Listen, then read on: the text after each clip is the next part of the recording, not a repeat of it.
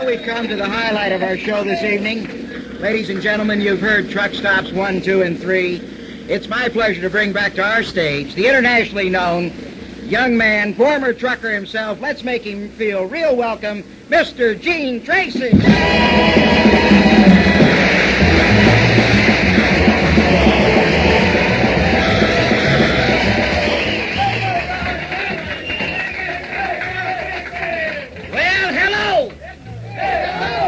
We're going to have us another wild time tonight. You can tell by what's going on. Just in Chicago last week, saw these two truck drivers standing on the corner. And about that time, this airplane flew over. You've heard these airplanes with the variable pitch propeller. When they change the pitch of the propeller, the airplane goes, hoo, hoo. This airplane flew over, and the pilot changed the pitch on the propeller. The propeller went, One of these truck drivers turned to his friend, said, listen, that motherfucker double clutching. Oh, yeah. Yeah. Heard about that trucker up in North Dakota. Pulled into this little truck stop, told the manager, said, say, I'd like to have me a piece of ass. Manager said, we ain't got no broads here. Said, but we got old Long the Chinaman if you want to go with him. Truck driver said, no, I don't go for that shit. Pretty soon he said, you sure you haven't got any women here? Said, no, but we still got old Long the Chinaman if you want to fuck him. Truck driver said, no, I don't go for that shit. About 15 minutes later, the truck driver said, say, just in case I did go for that shit, what would it cost? Manager of the truck stop said $15. Truck driver said, damn. $15, that's awful stiff just to fuck a Chinaman. He said, but you don't understand. Me and my waiter, we got to catch old Long and hold him for you. Long don't go for that shit either.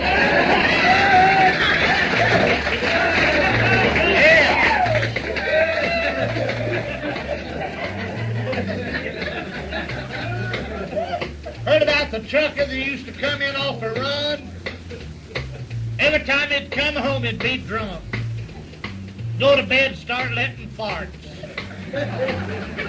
Start with little farts. Build up to bigger farts. 15 minutes later, every night, he'd blow the sheets off the bed with his farts. His wife told him, he said, honey, she said, you're going to come home one night and fart your guts out. He said, I ain't going to do that. She said, one of these nights, you're going to come home and fart your guts out.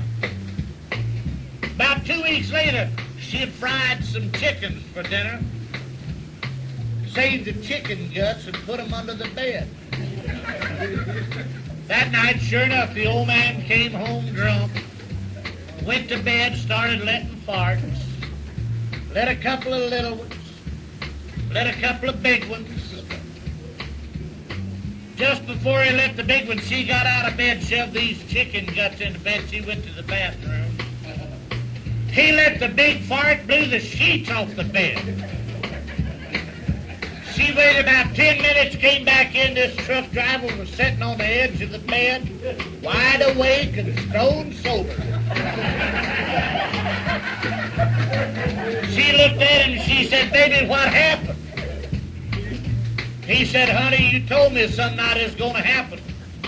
I was going to fart my guts out. Said, well, it finally happened tonight. Said, but with the help of God and these two fingers, I managed to save every damn one of them.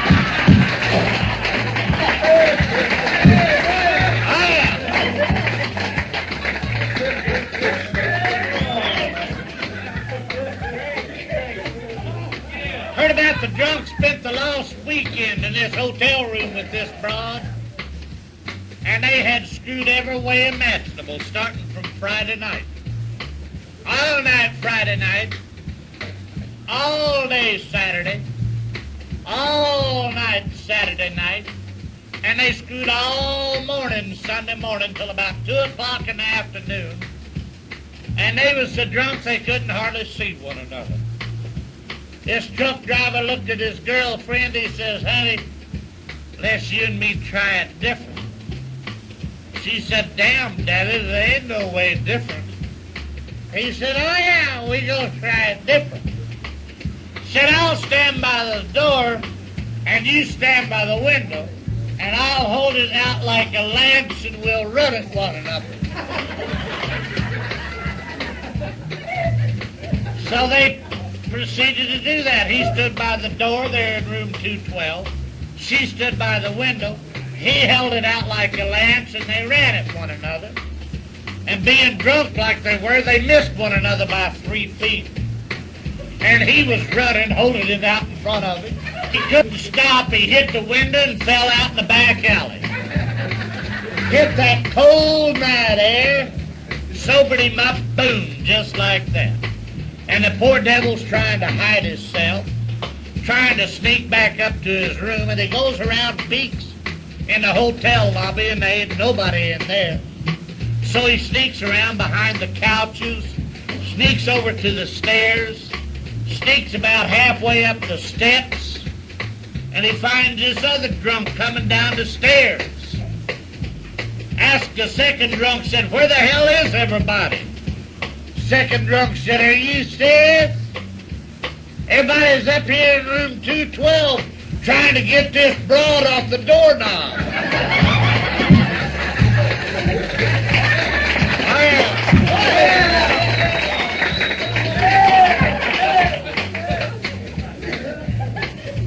You heard about the waitress at the truck stop, five-star truck stop just out of Joplin, Missouri? Had an appendicitis operation. The doctor screwed up, sewed a razor blade up inside of her. Damn, she didn't circumcise 3 interns and cut the finger off a casual friend before they found out their mistake.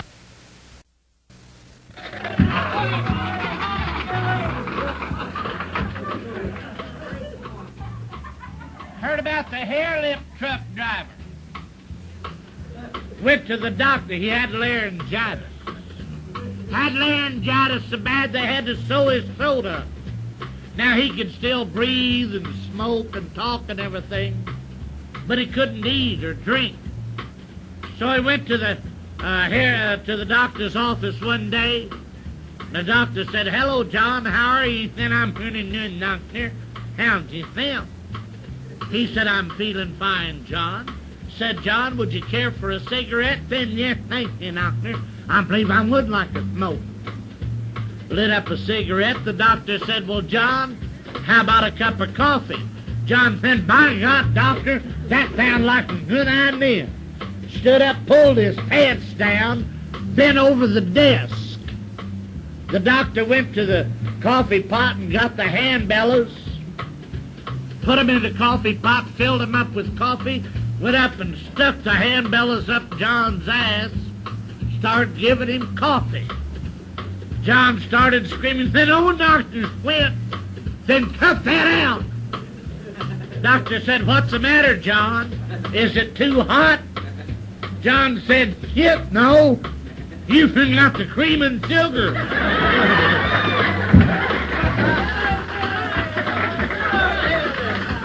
All right.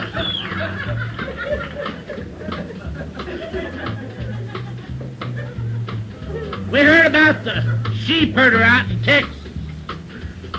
Went into San Antonio, went into this saloon.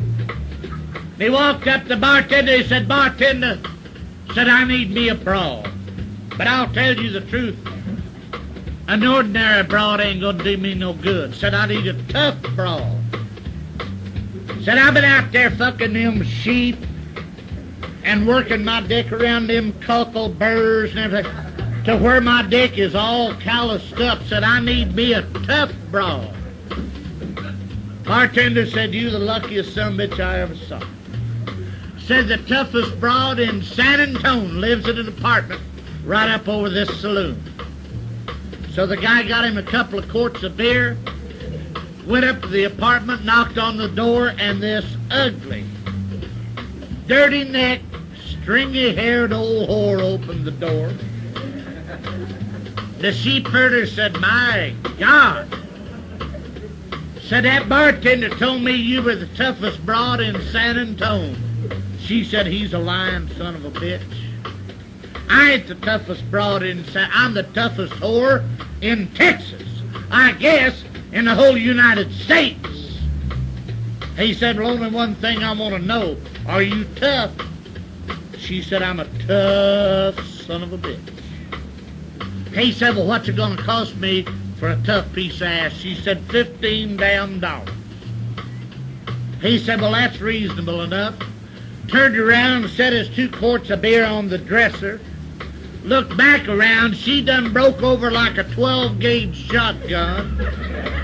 Threw up her kimono and her old brown spots looking him right in the eye. He said, well, damn, baby. You might be tough, but I don't want to screw you in the ass. She looked around and said, who's talking about that, you son of a bitch? I thought you wanted to open your goddamn beer.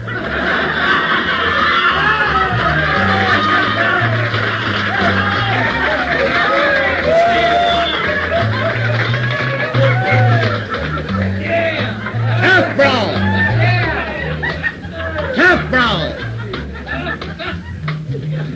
Make a good waitress at a truck stop. Tough brawl. You heard about the hair-lipped truck driver that was flying into Chicago for this big convention? And on the airplane, they gave him a little piece of steak that was rancid. Checked in at the Palmer House Hotel, beautiful hotel. The Palmer House, well known for its beautiful beige carpets all throughout the lobby, throughout the hallways and the stairwells. But this rancid piece of meat gave him the skitters. That means the shits. Went to his room and sat there on the throne for 4 hours, thought he'd never get out. Finally, about 7 o'clock that evening, he felt like it was all right for him to get out, mingle among the crowd, put on his blue serge suit, went down to the lobby, wandering around, talking to the other truck drivers. All of a sudden, he got an attack. He's got to go to the bathroom. Not now. Not 5 minutes ago, but right now. Walked up the hair-lipped bellhop. He said, say, where's your men's room? Hair-lipped bellhop said, well, mister, said you go across the lobby to the first flight of stairs, you walk all the way down to the end of the hall, and it's the last door on the left. And the guy just couldn't wait. He started running in the shit. He left a streak 2 inches wide in that beautiful beige carpet, clear across the lobby, clear across that flight of stairs, clear down that hallway. The assistant manager saw that, called the hair-lipped bellhop up. He said, my God, that's terrible. Said, go down and get a bucket of soapy water and a bunch of towels and clean that up. And when you get through, go into the restroom, get that gentleman's key, go up to his room, get him a clean suit, and you tell him that the Palmer House Hotel feels bad about what happened, but for him not to feel the least bit of embarrassment. Tell him not to feel the least bit out of the way. Tell him that the management knows that he didn't do that on purpose. The management knows that that was an accident. Tell him that the management, anytime he's in Chicago, wants him to make the Palmer House his home away from home.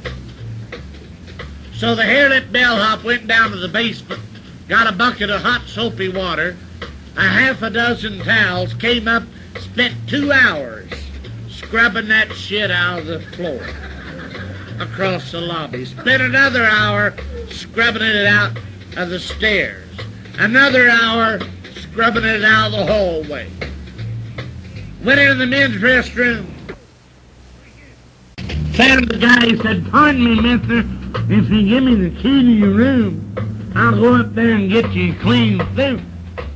Guy said, "Well, thank you, I appreciate that." He said, "And by the way, then the manager said to tell you, don't you feel the least bit sorry about that?"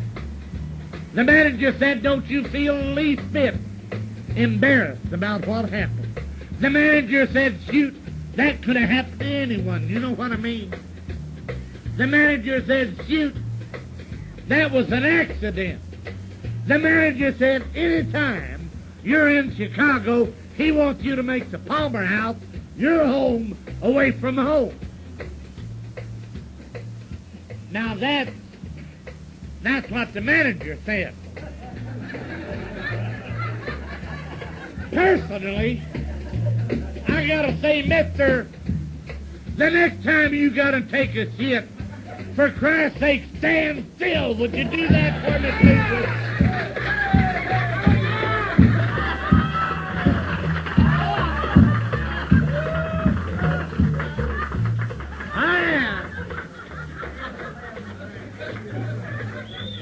Yeah, you heard about the trucker driving down through South Carolina? Driving down, what was that, 94, I-94, wasn't it? I-26, that's right. Down through South Carolina, and I had an accident, ran into a damn post. And this South Carolina trooper, you all know, he's a prick, came out to investigate. And here was this trucker walking around his tractor saying, "God damn them seat belts. God damn them safety belts." An officer said, "Well, now, wait a minute, truck driver." He said, "Do you realize if you hadn't had your safety belt buckled, that you'd have gone right through that windshield?" He said, "Yeah. God damn them safety belts." Officer said, "Well, wait a minute, truck driver. Do you realize that your girlfriend didn't have her safety belt on, and she went right through the window and landed 30 feet out in front of this truck?" Truck driver said, "Yeah, God damn them safety belts. Did you look and see that Peter in her hand?"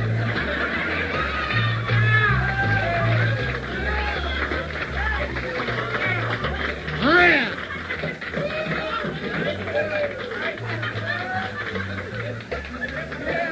Yeah, we heard about that truck driver. Pulled in this little truck stop.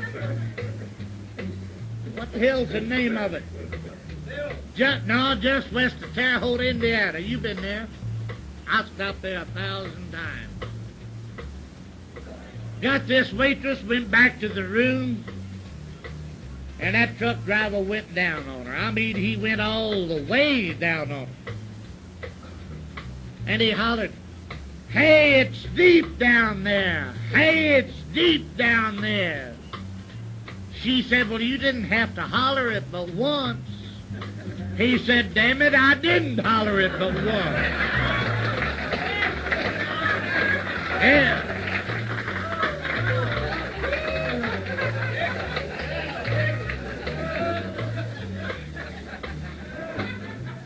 Hey, I heard a story sometime back, about years ago,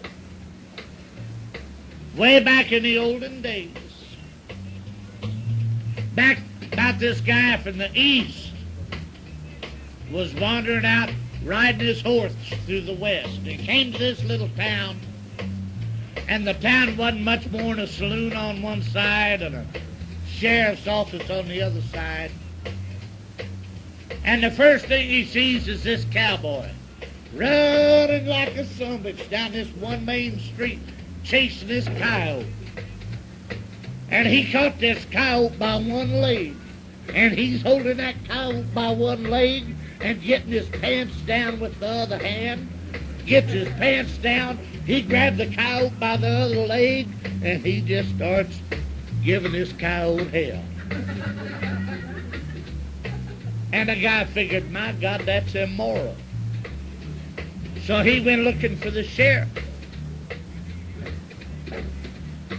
Walked in the sheriff's office, and there ain't nobody there. Walked across the street to the saloon, and sure enough, there was the sheriff standing up at the bar. But the first thing you noticed back over in the corner was this old guy must have been 97 years old, sitting back over in the corner, jacking off.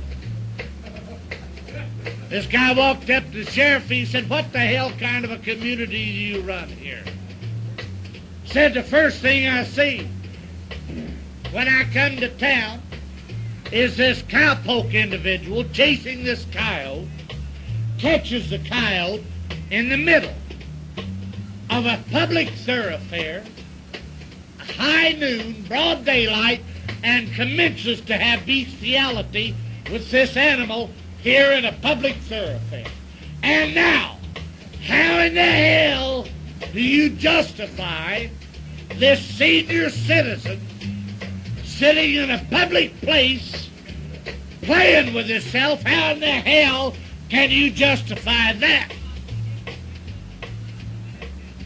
Sheriff looked at him. He said, well, goddamn, boy. You don't expect no man like that to catch a coyote, do you? Oh, yeah.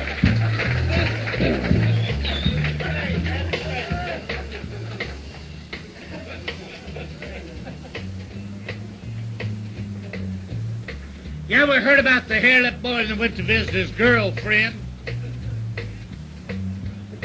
She said, honey, how are you this evening? And I'm just fine. I was looking forward to seeing you. She said, yes, baby. She said, let's go over and sit on the couch. So they no more than sat on the couch till she got this terrible gas paid. She's just got to find relief. But she didn't want to embarrass herself. She said, honey, I wrote a new song today just for you. She said, I call it The Storm. He said, sweetheart, I'd sure like to listen to that. So she goes up to the piano, plays up and down the keys 5 or 6 times, and pow! She hits a chord, and she peeled one off that would bring tears to your eyes. She runs up and down the keys again, and pow! Hits another one that would curl the paint on the wall. Finally, she stopped after she found that relief and looked at the hair lip. She said, well, honey, how do you like it? He said, none, ma'am, Mamie. Then that one's beautiful. Said, I believe that's the most. Said, what do you call that song? She said, The Storm. He said, I believe that was the most realistic piece of music I ever heard in my life. Said, sweetheart, would you do me a favor? Said, just play that just one more time, only this time, leave off that part where the lightning strikes the shit house. Would you do that?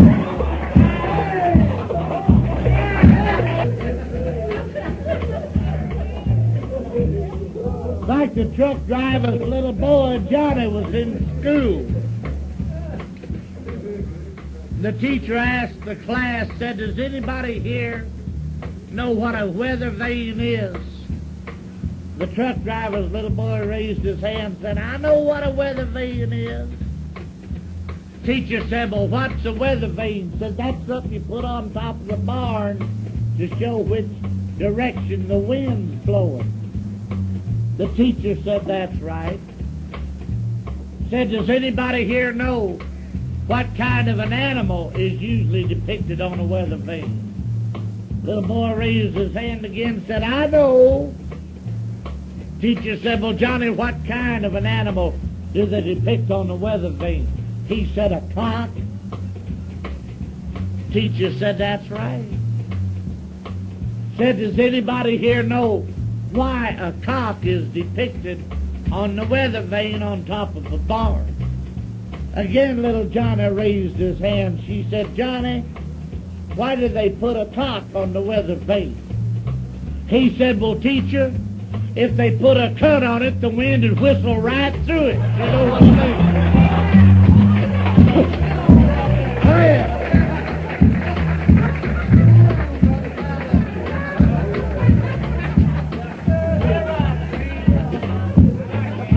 Oh, yeah.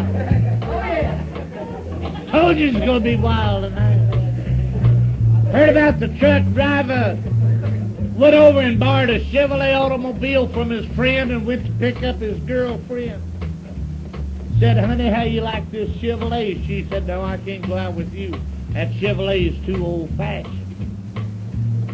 Went out and found another friend, borrowed an Oldsmobile, drove it up. Said, honey, how do you like this Oldsmobile? She said, no, I can't go with you. Said, that Oldsmobile's too old-fashioned. Went out and found another friend, borrowed a Cadillac. Came driving up, he said, honey, how do you like this? She said, I love that Cadillac. Said, let's go out for a drive. So they go driving out in the country, and he pulls over and parks. She said, honey, I love this Cadillac. She said, you want me to take off my pants and prove that this Cadillac's not too old-fashioned? He said, hell no, honey, spit out your bubble gum. That's too old-fashioned.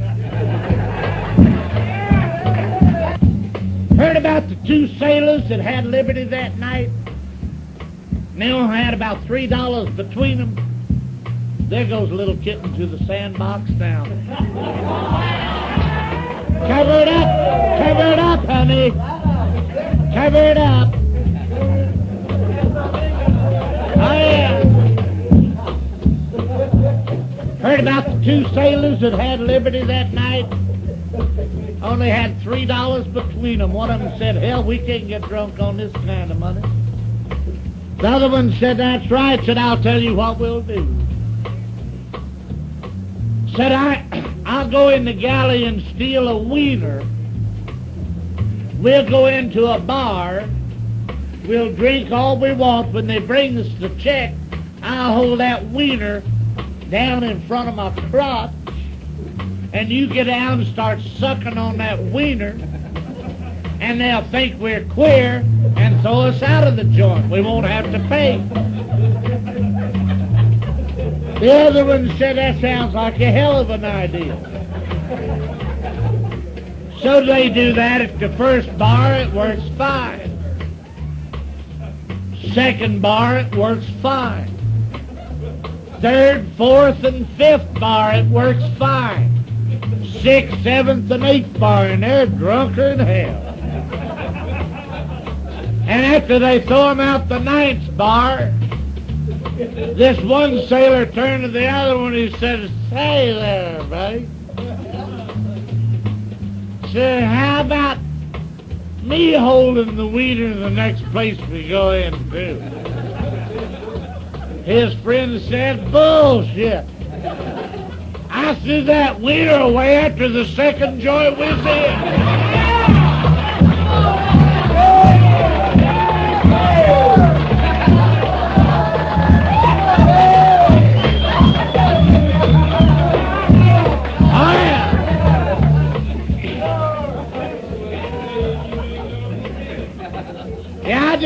I did a convention for a bunch of truck drivers. That's the truth. Over in Winston-Salem about a month ago. And I had a guy there as kind of a self-appointed